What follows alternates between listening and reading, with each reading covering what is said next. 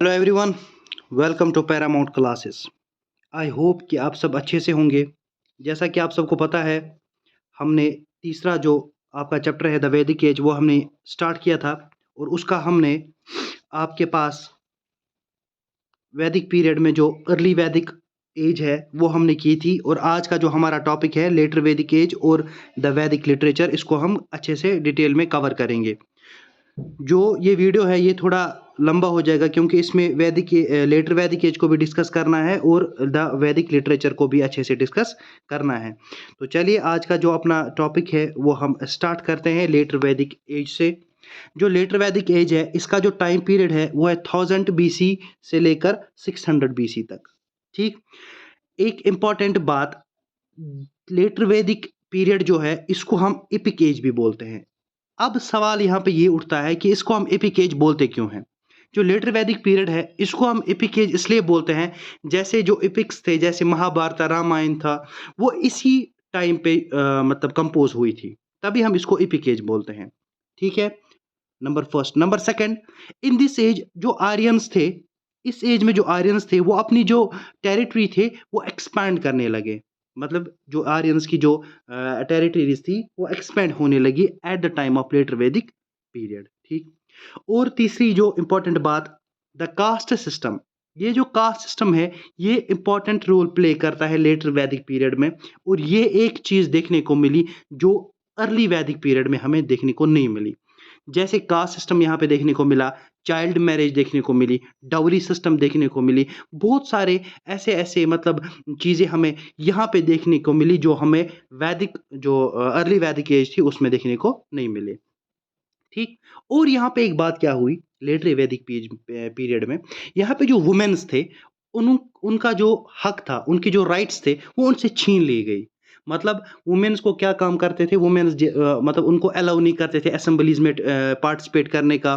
मतलब वुमेन्स को सिर्फ इसीलिए माने जाते थे कि ये घर घर के काम काज के लिए इनको बनाया गया है।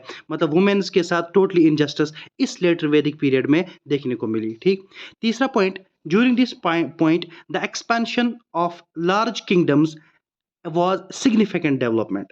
जो इस पीरियड में देखने को मिली जो लार्ज किंगडम्स, जैसे हमें अर्ली वैदिक पीरियड में हमने देखा, हमने उसमें क्या देखा, जो ट्राइब्स थे वहाँ पे किंगडम्स नहीं थे, वहाँ पे जो सोसाइटी है उसको क्या डिवाइड किया गया था, ट्राइब्स में।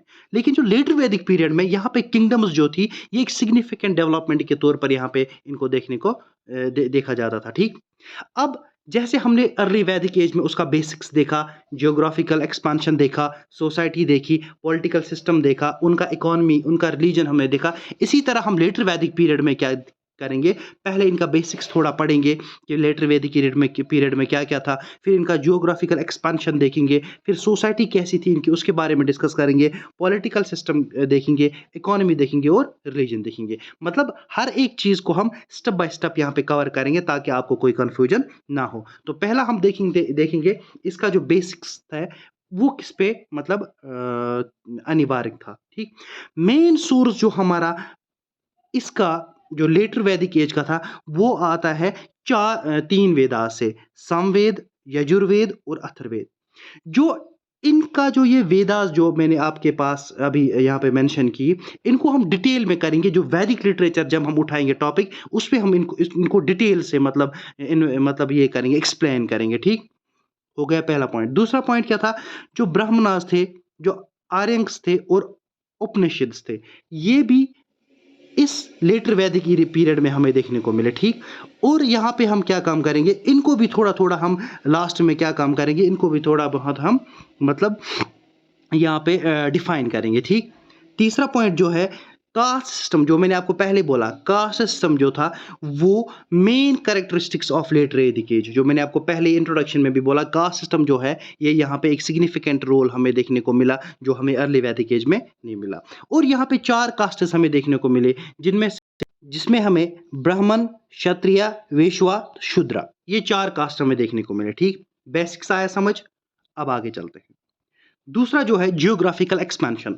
जियोग्राफिकल एक्सपेंशन में क्या देखेंगे हम कि ये जो मतलब लेटर वैदिक पीरियड जो था ये कहाँ कहाँ से हमें देखने को मिला, इसका जो जियोग्राफिकल एक्सपेंशन था ये कहाँ कहाँ से था?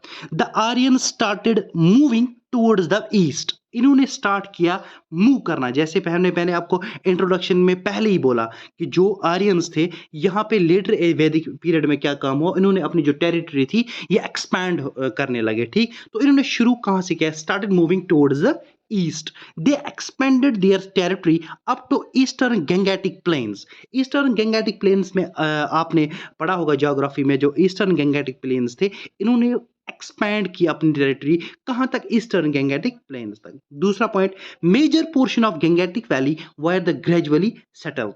ये जो गंगेटिक वैली का जो मेजर पोर्शन था उसमें ये ग्रेजुअली क्या हो गए? सेटल हो गए। ठीक। तीसरा, Arabian sea and the Indian ocean, several Himalayans peaks and Vindhya mountains. यहाँ पे भी हमें लेटर वैदिक एज के कुछ सिम्टम्स देखने को मिले।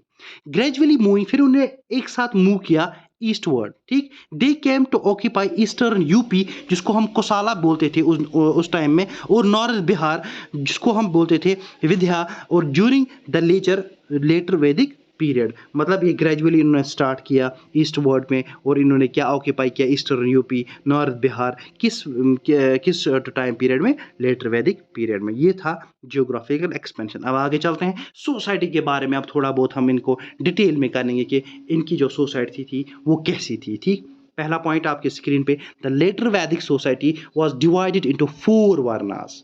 जो लेटर वैदिक की जो सोसाइटी थी इसको हमने डिवाइड किया गया, इसको इन्होंने डिवाइड किया गया 4 वर्नास में, जिसको हम बोलते थे ब्राह्मणा, राजनिवास, क्षत्रिय, वैश्वास एंड शूद्रास। ठीक, ये जो क्षत्रिय है इसको ये दूसरा नाम ये बोलते हैं। ठीक, और दूसरा, untouchability appeared, women position is degraded. जो मैंने आपको पहले ही बोला जब मैंने लेटर वैदिक स्टार्ट किया कि इसमें क्या काम हो, वुमेन से जो के साथ टोटल इनजस्टिस होने लगा, वुमेन को असेंबलीज में नहीं मतलब पार्टिसिपेट करने लगे, और अनटचेबिलिटी यहाँ पे देखने को मिली। ठीक, द इंस्टीट्यूशन ऑफ गोत्र अपीयर्ड।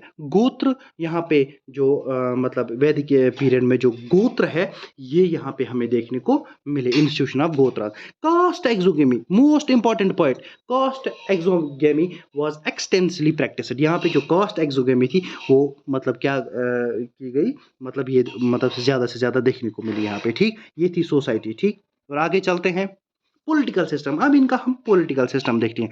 जैसे मैंने आपको बोला था अर्ली, जब आपको याद होगा जो अर्ली वैदिक पीरियड था उसमें क्या था, उसमें जो जन्स थे, ठीक, वो यहाँ पे क्या बोल, जो चीफ था किसका? ट्राइब्स का। अर्ली वैदिक पीरियड में उसको हम जन बोलते थे, लेकिन जो ये जनाज थे यहाँ पे, वो जन्स थे, वो इवॉल्व हो गए किसमें? जनपदास में। ठीक, यहाँ तक आया समझ। दूसरा, most of battles among these janapadas were fought for territory. यहाँ पे मतलब जो वॉर होने लगी, यहाँ पे जो मतलब फाइट होने लगी, इनकी आपस में जनपदास की जो फाइट होने लगी वो किस पे हुई? टेरिटरीज के। हर एक यही कोशिश करता था कि मैं यहाँ पे रूल करूँ, हर एक ये रूल ये चाहता था कि मैं इस टेरिटरी को अपने कब्जे में लूँ। बस मोस्ट ऑफ द बैटल्स जो होते वो किस पे हुए? मतलब टेरिटरीज को। ठीक, चीफशिप बिकम हेरिडिटरी। यहाँ पे जो चीफशिप थी वो हेरिडिटरी बन गई। ठीक, डिपेंडेंसी ऑन सभा एंड समिति, जैसे हमने यहाँ पे देखा, तीसरा पॉइंट आप देख रहे होंगे, जैसे हमने अर्ली वैदिक पेज में देखा, क्या देखा? जो काउंसिल थी,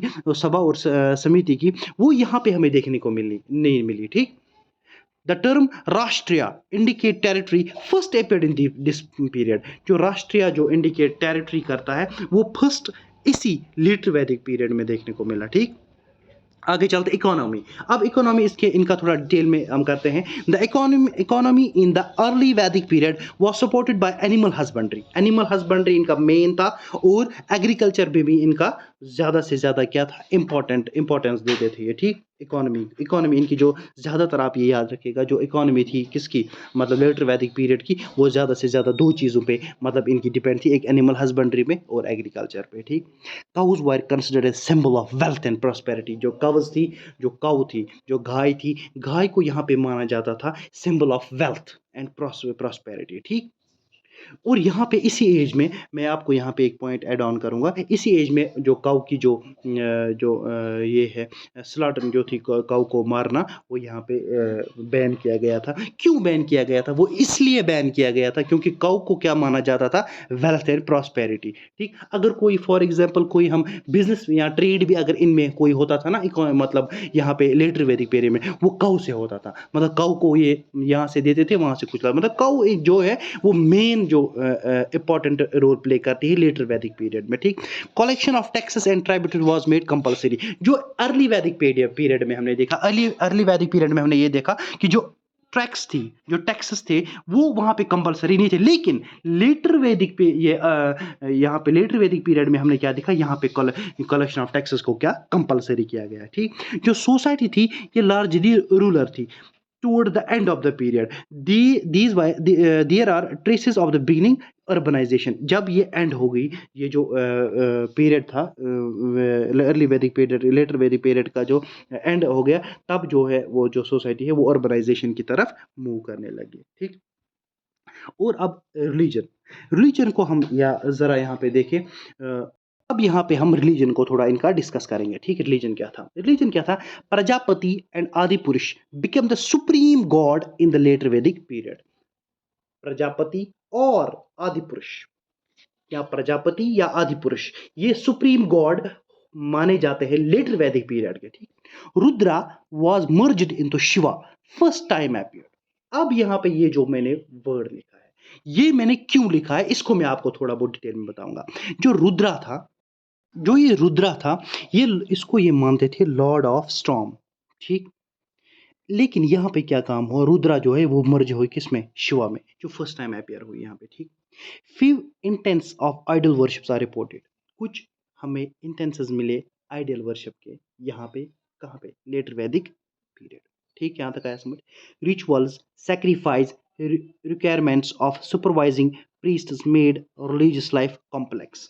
जो यहाँ पे रिचुअल्स को ऐड ऑन किया गया, सैक्रिफाइस को ऐड ऑन किया, कुछ कुछ चीज़ों को इस तरह यहाँ पे लेटर वैदिक पीरियड में ऐड ऑन किया, जिससे क्या रिलीजियस लाइफ क्या होगी, वो बहुत सारी क्या होगी? कॉम्प्लेक्स होगी। ठीक, ये था रिलीजन।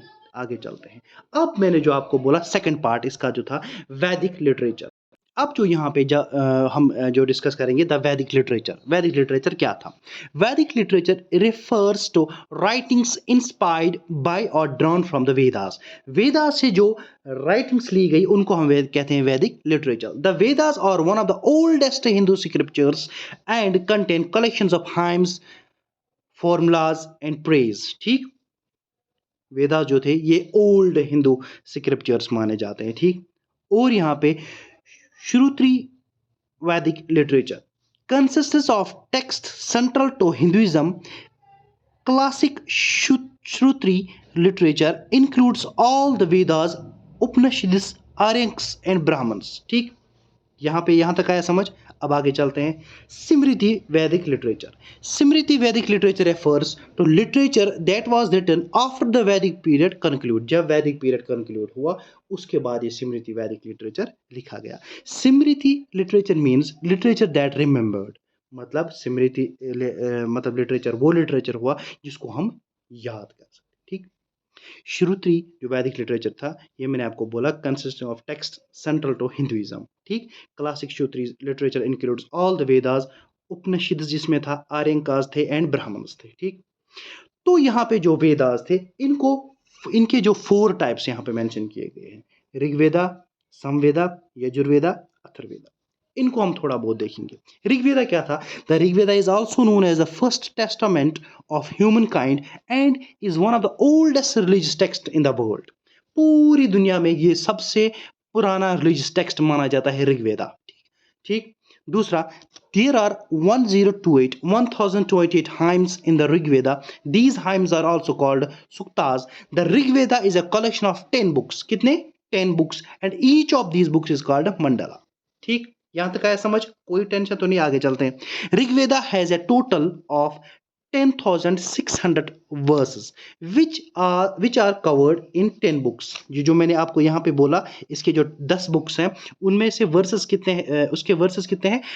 10,600 वर्सेस। ठीक, जो कवर किए गए हैं पूरे 10 बुक्स में। ठीक, आगे Samveda was written between 200 to 800 BC and had 1549 verses. ठीक, Samveda heavily influenced Indian classical music, यहाँ पे ये नोट डाउन कीजिएगा, Indian classical music and dance. ठीक, because of this the Samaveda is considered as warehouse of melodious chants.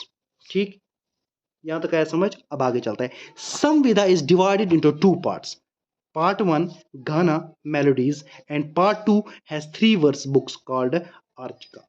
ठीक, यहां तक आया समझ. आगे Yajurveda means the book of worship knowledge. Yajurveda was written, क्या बोलते हैं इसको, बुक ऑफ वर्शिप नॉलेज. ठीक, यजुर्वेदा वॉज रिटन बिटवीन 1100 या 1100 BCE एंड यहाँ पे टू 800 BC.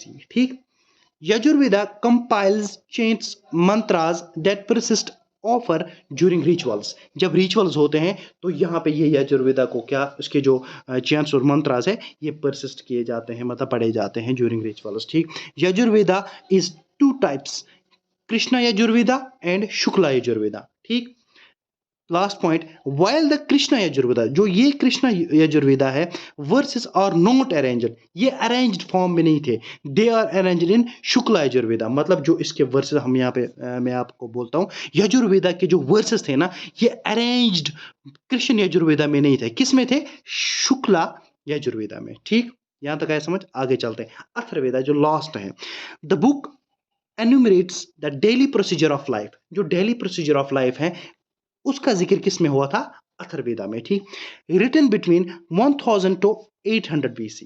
ठीक, the Atharvaveda is made up of 20 books. कितने, 20 books, which consist of 730 hymns, while the number of hymns in Atharvaveda is few, they are all unique.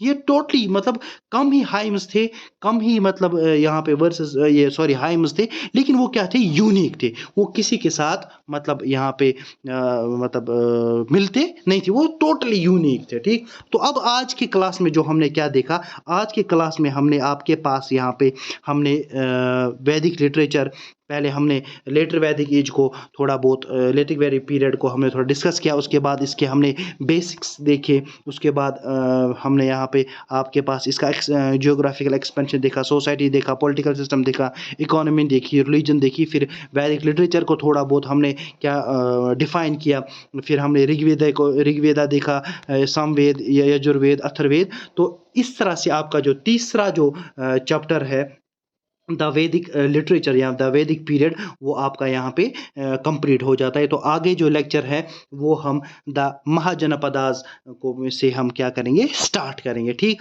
तो ये था आज का लेक्चर. आपसे दरख्वास्त है कि इस चैनल को जितना ज़्यादा आप शेयर करेंगे उतना हम अच्छा कंटेंट आपके लिए बनाएंगे. और जो मैंने आपको बोला है कि जब ये सीरीज़ ख़त्म होगी, इस सीरीज़ के एंड में हम 2 या 3 जो क्लासेस आपकी होंगी वो होंगी सिर्फ MCQs पे.